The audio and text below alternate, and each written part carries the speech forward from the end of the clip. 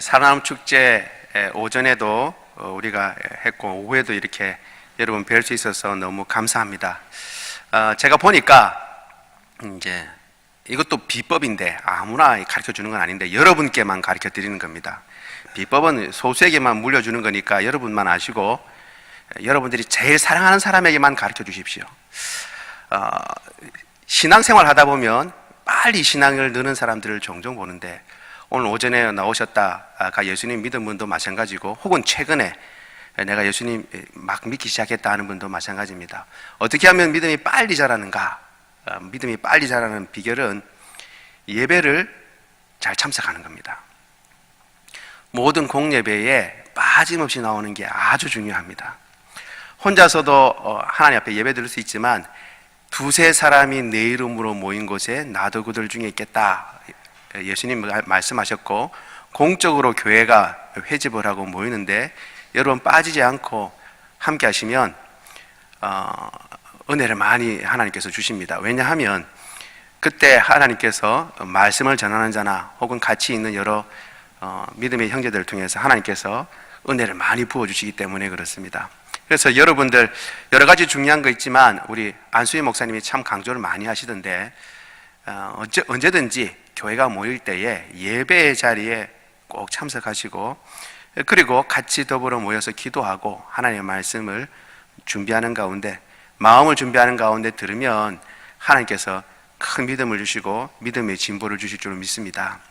저녁에 이렇게 여러분들 많은 분들이 모인 것을 보니까 너무 마음이 좋고 기분도 좋고 그래서 말씀을 드립니다. 언제든지 하나님께서 원하시는 그 자리 하나님 앞에 예배 드리는 그 자리 특별히 교회가 마음을 합쳐서 모일 때에 정해진 시간에 모일 때 그 자리에 여러분 꼭 기억하시고 모이시면 좋겠습니다.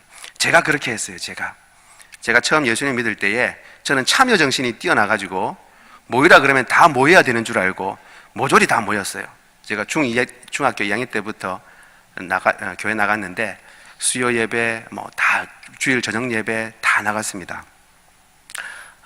또 사경회 하면 사경회도 다 나갔어요.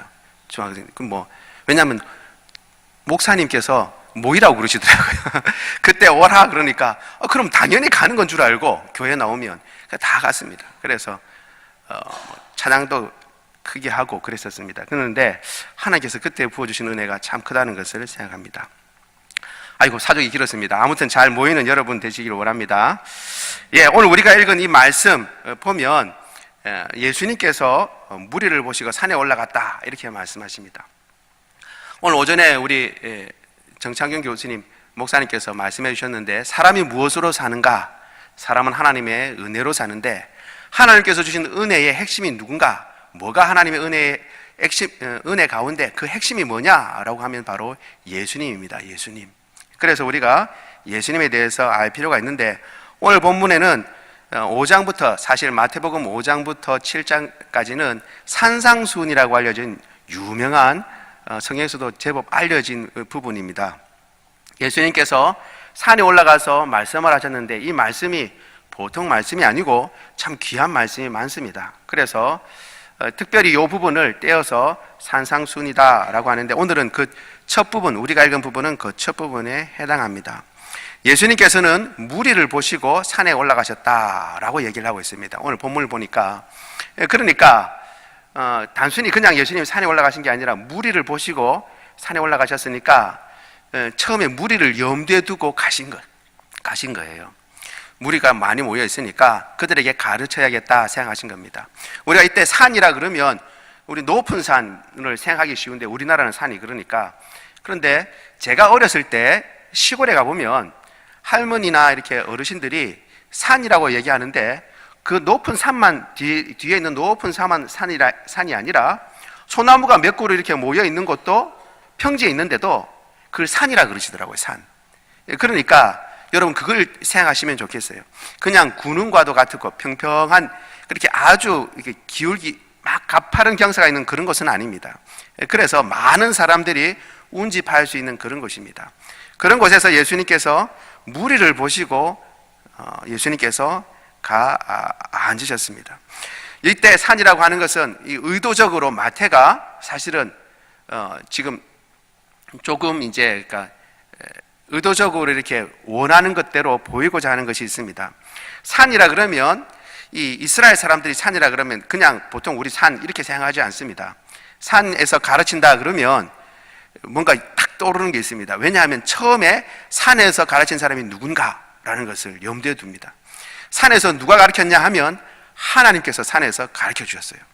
이스라엘 백성들이 출애굽하고 난 뒤에 시내산에 가서 하나님께서 거기에 임재하셔서 모세를 통해서 율법을 가르쳐 주셨어요.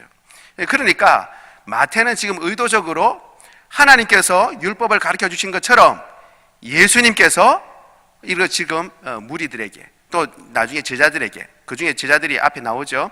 그 제자들에게 당신의 법을 가르쳐 주신다라는 것을 지금 상상하도록 그런 이미지를 가지고 지금 이야기를 해주고 있습니다. 마치 예수님께서 말씀하시는 이 말씀이 하나님의 말씀과 하나님의 율법과 동일한 권위와 그리고 능력을 가진 말씀이다라는 것을 강조하고 있고, 그리고 앉아있다라고 하는 말은 이거는 보통 이제 회당에서, 당시의 회당에서 이 랍비가 이 사람들을 이제 말씀을 풀어서 가르칠 때에 앉아서 가르칩니다. 말씀을 전하는 자는 앉아 있습니다.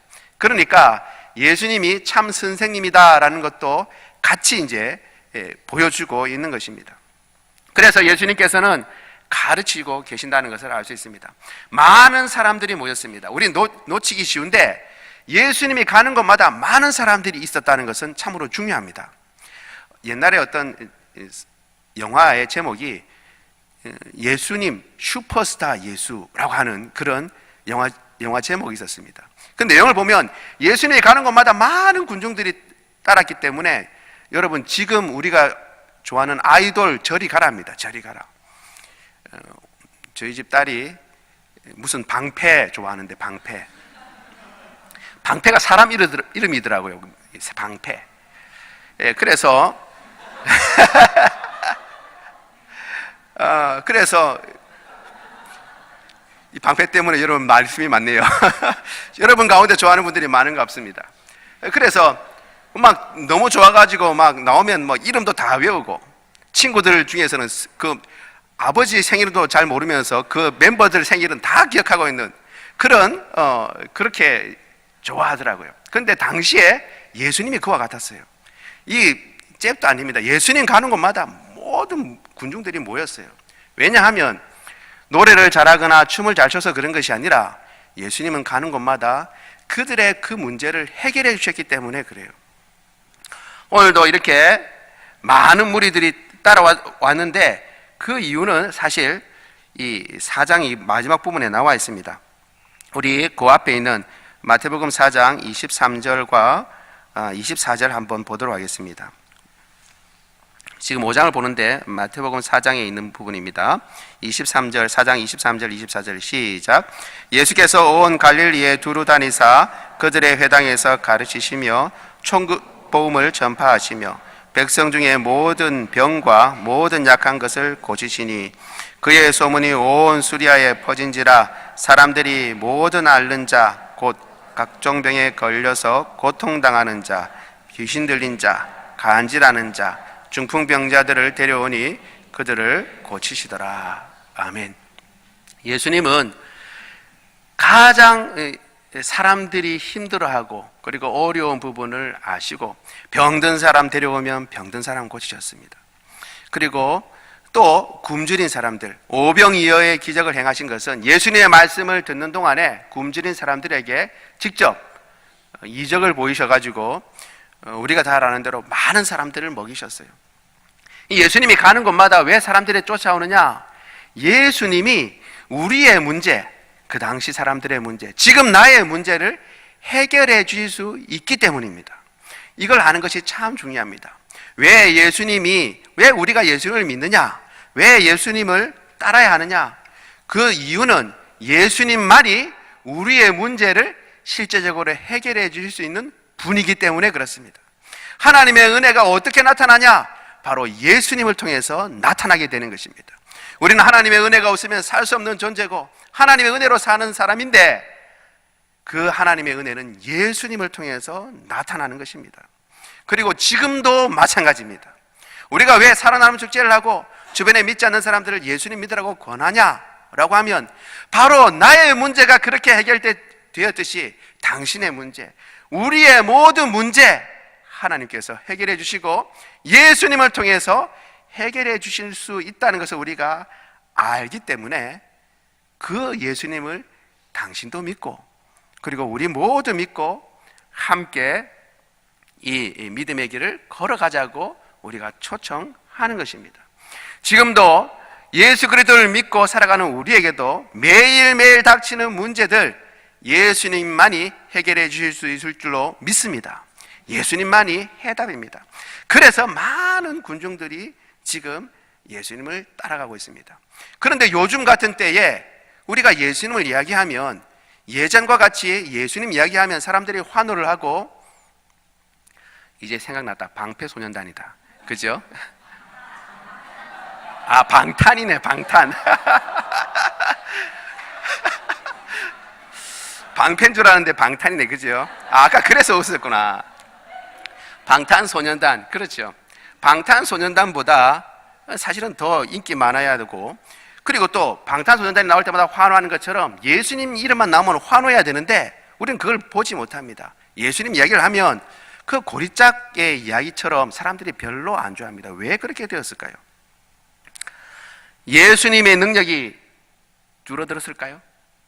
예수님은 그 옛날 2000년 전에는 모든 병자들의 병을 고칠 수도 있고 그 사람들의 모든 연약한 것을 해결해 줄 수 있는 분이었는데 지금은 그 능력이 짧아지셔서 그럴까요?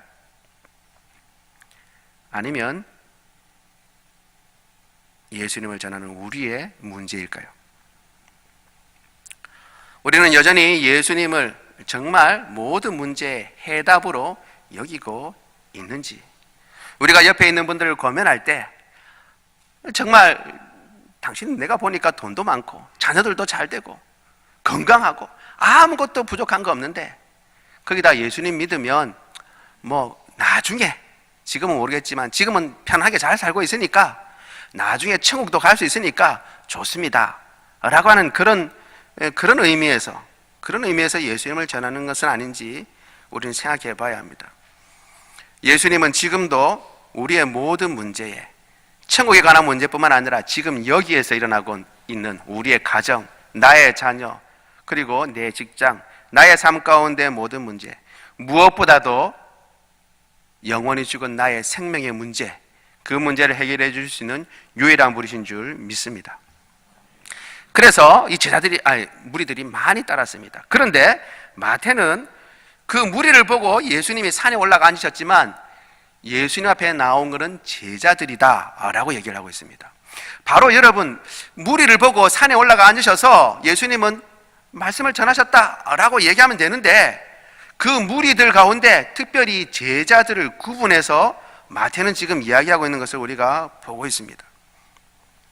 따라서 무리들 속에 같이 있지만 그들과 성격이 조금 다른 제자들의 우리를 주목하게 만들고 있습니다. 그리고 이 제자들은 어떤 성격을 가진 사람들인가라는 것을 우리가 짧은 구절이지만 몇 가지 알 수 있습니다. 첫 번째 보면 무리들 가운데 있는 이 제자들은 예수님 앞에 나오는 자들입니다. 나왔다 라고 얘기를 합니다. 여러분, 언제든지 예수님의 기적을 같이 맛봤어요. 무리들도 예수님의 병 고칠 때 그 가운데 병 고친 사람도 있습니다. 귀신 들렸다가 나은 사람도 있어요. 예수님께서 그 문제를 해결해 준 사람들이 같이 나와 있습니다. 그런데 어떤 사람들은 무리로 남고 어떤 사람은 제자로 그렇게 나오는 것입니다. 여기서 오해하지 말아야 할 것은 제자는 바로 예수 그리스도를 믿는 사람인 줄로 믿습니다. 특별한 사람들이 아니라 고침을 받았지만 예수님을 참으로 예수님으로 믿지 않는 사람들이 있고, 그냥 용한 선생님, 그냥 참으로 능력이 있는 선지자 정도로만 생각하는 사람들이 있는 반면에 나의 모든 문제를 해결해 주실 수 있는 유일한 분이고 하나님의 아들이며 나의 죄를 용서해 주시고 나를 구원해 주신 구원자로 믿는 사람은 무리가 아니라 제자들이었던 것입니다. 그리고 이 제자들은 예수님이 계신 곳에 더 가까이 나아갑니다. 사실 여러분, 제자들의 목표는 주님입니다. 주님이 계신 곳에 나아가는 것입니다. 예수 믿는 사람들의 특징이 여기에 나와 있는 것입니다. 예수 믿는 사람들은 그 목표로 예수님을 삼고 예수님이 어디 계시든지 예수님 계신 그곳에 가는 사람들입니다. 군중에 머물러 있는 것이 아니라 예수님이 이쪽으로 가시면 많은 사람들이 저쪽으로 가더라도 이쪽으로 가는 거예요. 그리고 많은 사람들이 이쪽에 있는데 예수님이 저쪽으로 가시면 그냥 같이 많은 무리 가운데서 안도하는 것이 아니라 예수님 있는 곳으로 나아가는 사람들이 바로 제자들인 것입니다. 나가기 위해서는 경계를 넘어서야 합니다. 안도감을 여러분 잊고 경계를 넘어서야 하는 것입니다. 그걸 어떻게 알 수 있냐면 예배 때도 마찬가지예요. 여러분 항상 그러잖아요. 예배 좀 가까이 와주세요. 그렇게 얘기합니다. 그렇죠? 가까이 앉아주세요. 그렇지만 가까이 못 앉잖아요. 왜 그렇죠? 거리가 있는 거예요. 거리가 경계가 있어서 너무 가까이 가면 뭐예요? 부담스러운 거예요. 부담스러움. 그래서 적당한 거리가 있어요. 적당한 거리. 그거를 이겨내려고 그러면 어떻게 해야 돼요? 그 경계를, 내가 생각하는 적당한 거리라고 생각하는 그 경계를 넘어서야 하는 거예요. 그래야 하는 거예요. 어떨 때 그런 일이 일어나냐면 다급할 때 다급할 때 그렇습니다. 다급할 때 급해지면 도저히 안 되고 이거 외에는 방법이 없다 그러면 맨 앞자리에 와요. 하나님의 말씀을 듣게 됩니다. 마찬가지로 예수님의 제자는 경계를 넘어서야 하는 것입니다. 흔히 생각하는 이 정도까지라고 할 때 그 경계를 넘어서야 하는 것입니다. 사람들은 이렇게 얘기합니다. 그렇게까지 열광할 필요 없고 잘 보고 있다가 적당히 거리를 보고 니는 굿이나 보고 떡이나 먹으면 된다 라고 얘기합니다. 우리 흔히 이야기하듯이. 그러나 그렇지 않습니다. 예수님의 제자는 한 발짝 더 나가야 하는 것입니다. 군중 가운데 있을 수가 없습니다. 경계를 넘어서는 것은 한 발자국 더 나가는 것이지만 사실 한 발짝 나가는 것이 아니라 그 한계를 뛰어넘는 것입니다. 여러분 모든 제자들이 다 그랬어요. 모든 제자들이 다 그랬습니다. 베드로는 자기가 물고기 잡다가 잡은 물고기 내버려 두고 그 배 내버려 두고 예수님을 쫓았습니다. 세베대의 아들들 야고보와 요한도 마찬가지입니다. 예수님이 오라고 말씀하시니까 아버지까지, 일하는 사람들뿐만 아니라 아버지까지 부려두고 예수님 쫓았습니다. 세리마태는 어떻습니까? 세관일 보다가 그 낳아놓고 가는 것입니다. 우리가 모든 생업을 팽개치고 예수님을 쫓아가라는 말씀이 아닙니다.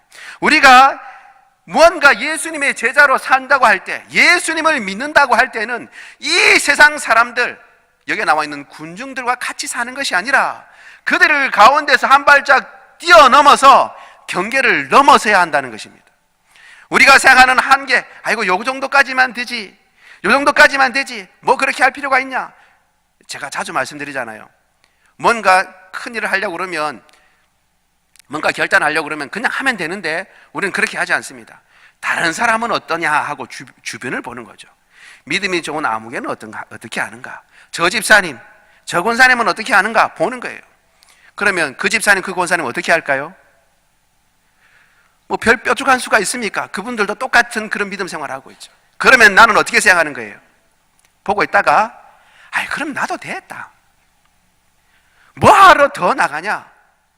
다른 사람들도 이 정도에서 만족하고 사는데 더 나가면 우리 옛 속담에 모난 돌이 정 맞는다고 괜히 앞에 나갔다가 무슨 일을 당할지 모른다 라고 생각하는 것입니다. 그러나 오늘 본문에서 보면 제자들은 무리에 남아있지 않고 앞으로 나갔습니다. 예수님이 계신 곳을 바라보며 예수님 앞에 나가는 것입니다. 전진하는 것입니다. 여러분, 예수님께 한 발짝 더 나가는 저와 여러분 되기를 원합니다. 이제 2017년도 여러분 다 지나가고 있습니다. 올해 여러분 계획하고 작정했던 것, 특별히 믿음 생활 가운데 하나님 앞에 이렇게 하겠다라고 저렇게 하겠다고 결정한 거 여러분 생각해 보십시오. 매년 동일한 수준에서 머무는 것이 아니라 한 발자국 더 나가야 하는 것입니다. 그것은 쉬운 일이 아닙니다. 무리 가운데 있는 것이 안전합니다. 많은 사람들이 하는 그대로 하는 것이 안정감을 줍니다. 그런데 나아간다고 하는 것은 불안하게 만드는 것입니다. 기꺼이 예수님 앞에 가까이 가기 위해서 그 불안정함을 감수할 수 있는 저와 여러분 되기를 원합니다. 두 번째로 보면 그 제자들은 예수님의 가르침을 받고 있는 것을 보게 됩니다. 예수님은 입을 열어서 그들에게 가르치셨습니다.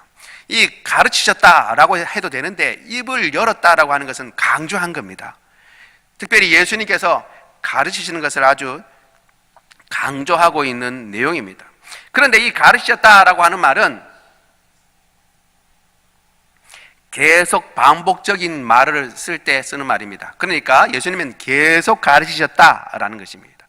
가르치시고 그것을 끝마치시지 않았다라는 것을 얘기합니다. 사실 이 산상수훈은 산에 한번 올라가가지고 한 2박 3일 내리 예수님이 말씀하신 그런 걸 얘기한 것이 아니라 마태가 의도적으로 예수님께서 주로 산에서 말씀하신 것들을 이제 모아다가 이렇게 추려서 놓은 것으로 그렇게 여겨지고 있습니다. 계속 말씀하신 아름다운 말씀들을 모아놓은 것이지요. 뿐만 아니라 이 계속 예수님께서 가르치셨다라고 하는 것은 그렇게 되면 이제 여러 가지 교훈들을, 좋은 교훈들을 이렇게 가르친 것을 모아놓은 것일 수도 있지만 이 말뜻을 생각하면 우리가 생각해 보면 가르치시는 것을 계속 가르치셨다라는 것을 우리가 알 수 있습니다. 무슨 말씀이냐면 예수님은 한 번 가르치시고 만분이 아니에요. 예수님은 우리를 잘 알고 계십니다. 우리가 잘 잊어버린 것, 은혜 받았다가도 눈물 흘렸다가도 바로 저 문을 나서는 순간에 다 잊어버리고 딴 생각하는 사람이라는 것을 예수님은 잘 알고 계셨어요. 산에서 아무리 예수님의 말씀에 환호하고 기뻐하더라도 금방 돌아가면 생업에 종사하느라고 바쁘고 어려워서 다 까먹어버릴 것을 예수님이 아십니다. 그래서 같은 말을 계속 반복하는 것입니다. 지금도 예수님은 가르치시고 계세요.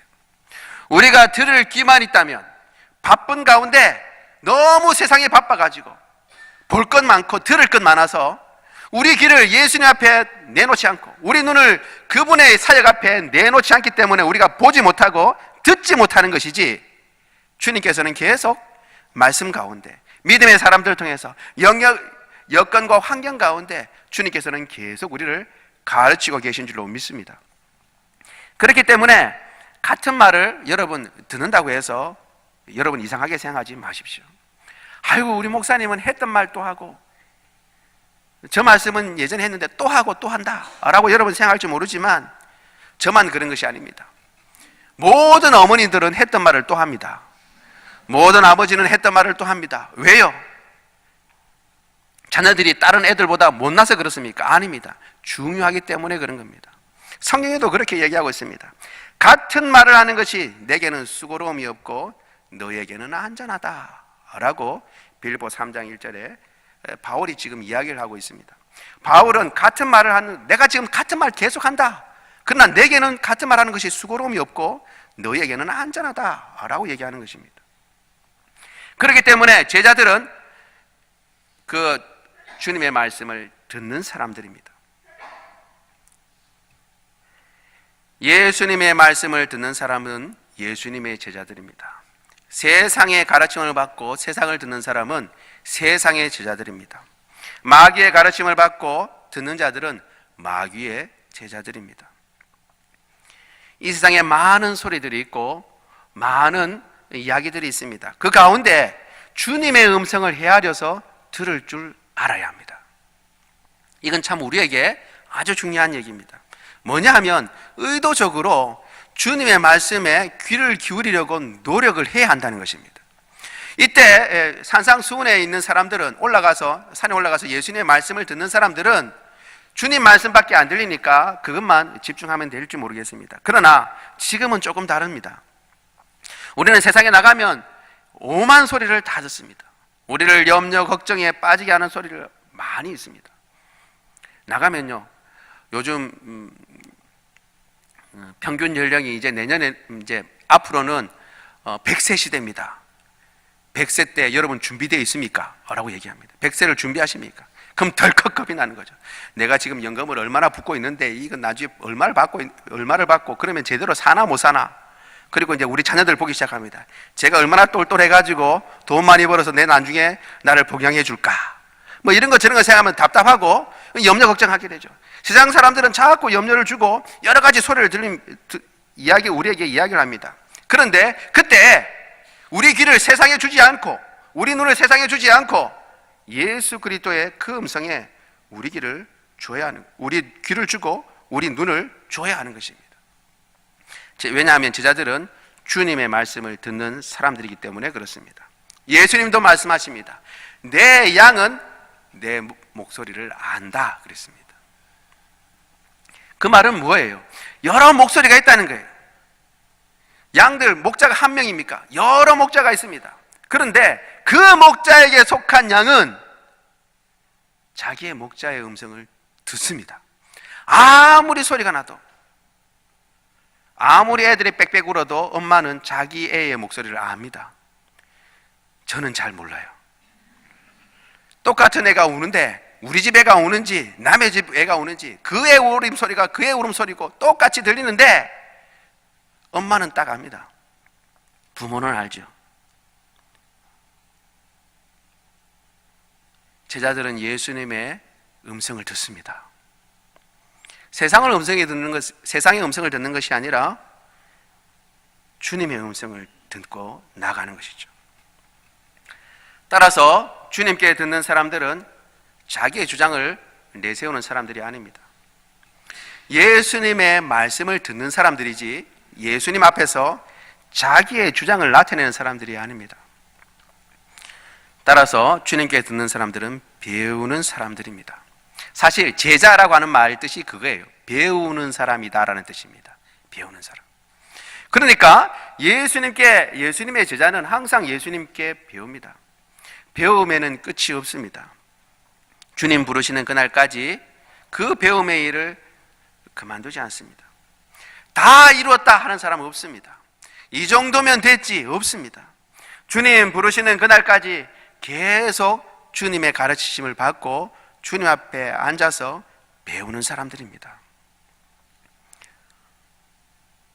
배우기를 그치지 말아야 하는 것입니다. 20년 동안 살아보니까, 믿음 생활 해보니까 이제야 내가 입을 떼고 한번 이야기해 볼 법하다 이렇게 이야기할 줄 모르겠습니다. 그러나 주님 앞에서는 우리는 이야기하는 사람이 아니라 듣는 사람입니다. 예수님 앞에서는 우리는 가르치는 사람이 아니라 배우는 사람입니다.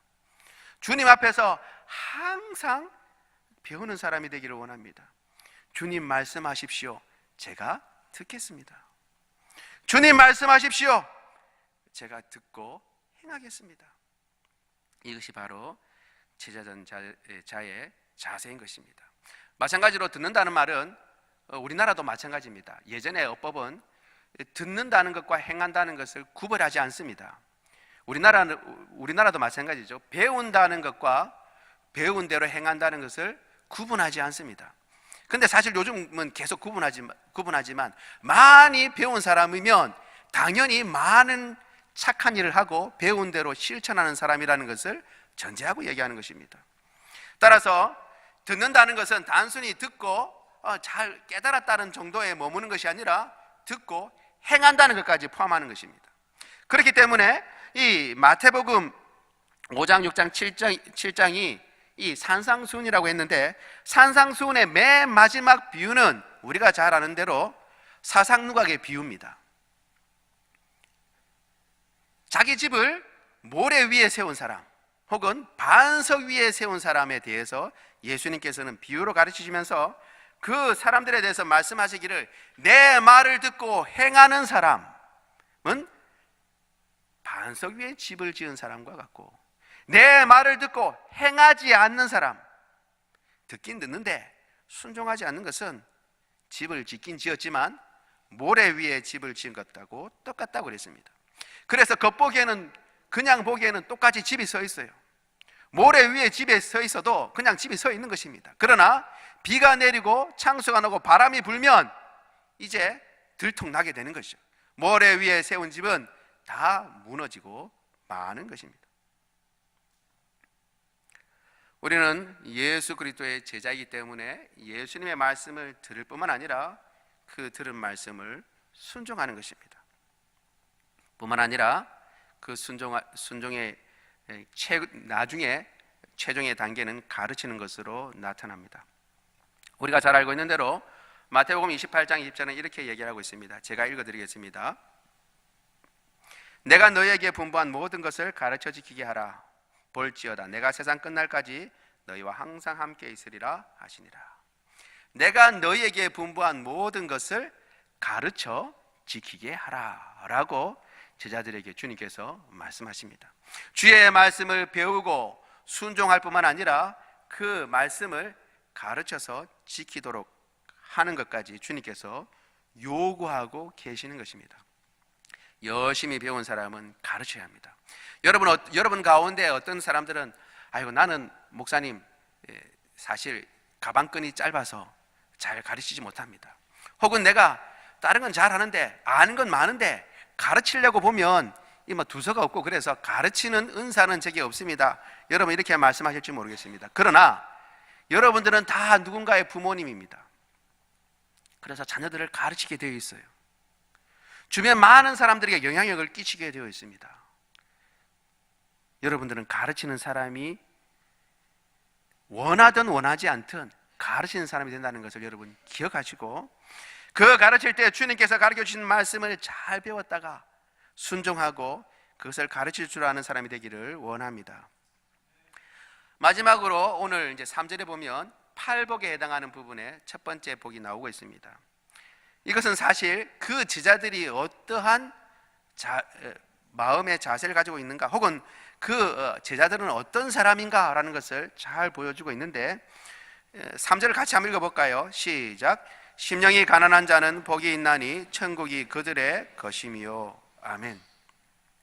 예수님께서는 이 제자들을 향해서 심령이 가난하다라고 얘기를 하고 있습니다. 사실 예수님께서 말씀하신 것은 무리를 향해서 말씀하셨지만 이 말씀의 참 열매는 그에게 나오는 제자들에게 맺혀지는 것입니다. 따라서 이 모든 복은 제자들을 향한 복입니다. 그런데 그 제자들의 마음 상태에 대해서 이야기하기를 심령이 가난하다라고 이야기를 하고 있습니다. 제자들의 현재 상황을 이야기하고 있습니다. 심령이 가난해져야 된다라고 말씀하지 않아요. 너희는 앞으로 내 제자가 되려면 심령이 가난해져야 된다. 너희 계속 못 살아야 된다. 이렇게 얘기하고 있는 것이 아니라 그들은 이미 심령이 가난하다라고 얘기하고 있는 것입니다. 제자들은 심령이 가난한 사람입니다. 여기 심령이 가난하다라는 말은 사실 원어로 보면 심령으로 가난하다라는 뜻입니다. 심령으로 가난하다. 따라서 이것은 두 가지 뜻을 다 함축하고 있습니다. 어떤 말씀이냐 하면 동일한 내용을 아마도 함축적으로 설명하고 있는 내용인 것 같은데요. 누가복음 6장 20절에는 이렇게 나와 있습니다. 예수님께서 눈을 들어 제자들을 보시고 이르시되 너희 가난한 자는 복이 있나니 하나님의 나라가 너희 것임이요. 이렇게 얘기하고 있습니다. 너희 가난한 자는 이렇게 얘기하고 있죠. 그러니까 심령이라는 말이 없어요. 그냥 가난하다라고 되어 있으니까 그냥 물질로 가난한 사람을 이야기한다라고 볼 수 있습니다. 그런데 마태복음에 나와 있는 여기에는 심령이 가난하다라고 되어 있죠. 그런데 원래 원뜻은 심령으로 가난하다는 뜻입니다. 이 심령으로 가난하다는 뜻은 말씀드린 대로 두 가지 해석이 다 가능합니다. 뭐냐면 자발적으로 심령으로, 그러니까 내 마음으로 나는 가난할 필요가 없는데 내가 뭔가 잘못 투자해서 가난하게 된 것이 아니라 내가 혹은 이것저것 잘못 살아서 가난하게 된 것이 아니라 혹은 이것저것 부자가 되려고 노력했는데 어쩔 수 없이 가난하게 된 것이 아니라 마음으로 아예 가난하려고 작정을 하고 가난하다라는 의미를 가지고 있죠. 심령으로 가난하다는, 마음으로 가난하다는 것은 마음에 아예 가난하기로 작정을 했다는 것을 이야기합니다. 그러니까 똑같이 누가복음하고 똑같은 의미를 가질 수 있죠.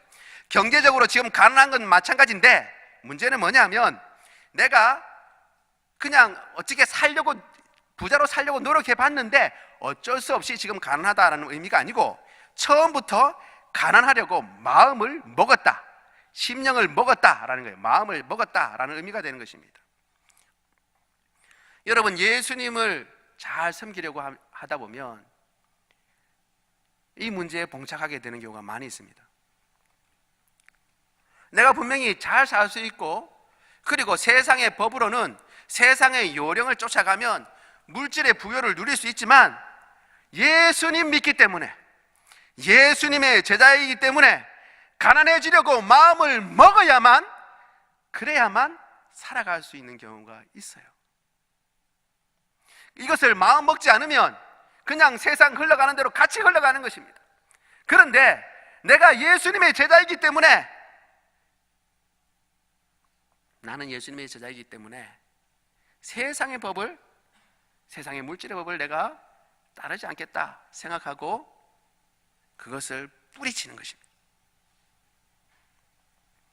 그 사람들이 심령으로 가난한 사람입니다. 또 이 뜻으로는 물질과는 상관없는 뜻으로 심령으로, 그러니까 마음으로, 그 사람이 실제로 부자이든 가난하든, 물질적으로 부자이든 가난하든 상관없이 마음이 지금 가난하다라는 뜻으로 해석될 수도 있습니다. 우리가 보통 이 구절을 그렇게 해석하죠. 심령이 가난하다는 말도 그것을 반영해서 한글로 번역한 것입니다. 마음이 가난하다는 것이죠. 아무리 내가 가진 것이 많고 내가 부유해도, 사람들 보기에 좋아 보여도 내 마음은 항상 가난한 것입니다. 예수 그리스도가 아니고는 채워질 수 없는 마음의 그 곰핍함을 가지고 있는 것입니다. 이러한 마음의 상태를 시편 51편 19절에 이렇게 얘기하고 있습니다.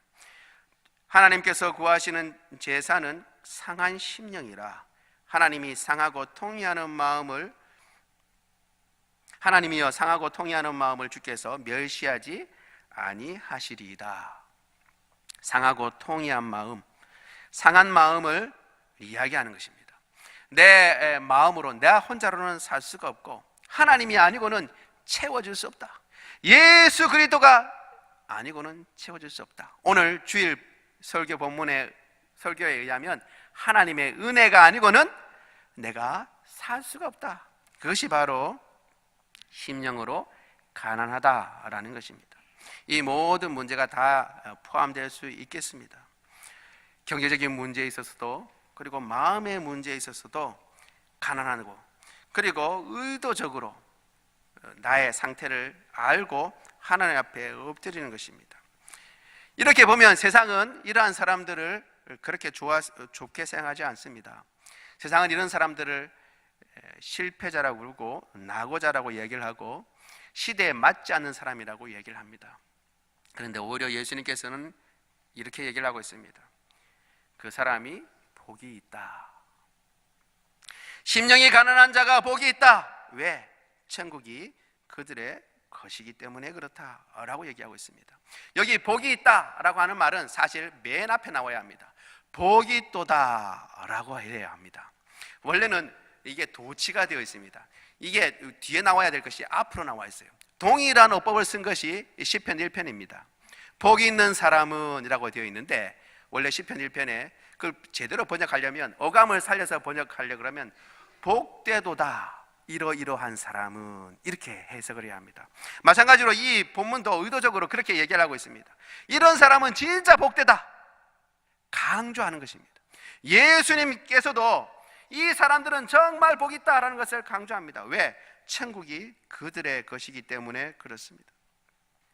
천국을 소유한 것이 여러분 복인 줄 믿습니다. 이 복은 하나님 나라 천국으로부터 천국을 참여하는 사람들에게 내려지는 특이한 즐거움을 가리킬 때 쓰는 말입니다. 세상의 것이 아니라 바로 하나님께서 주시는 것입니다. 여러분, 천국 이야기를 하면 많은 사람들이 생각을 합니다. 당장 여기에서, 그리고 눈에 보이는 것으로 있어야 복이다 라고 얘기를 합니다. 그런데 예수님은 그걸 말씀하시지 않습니다.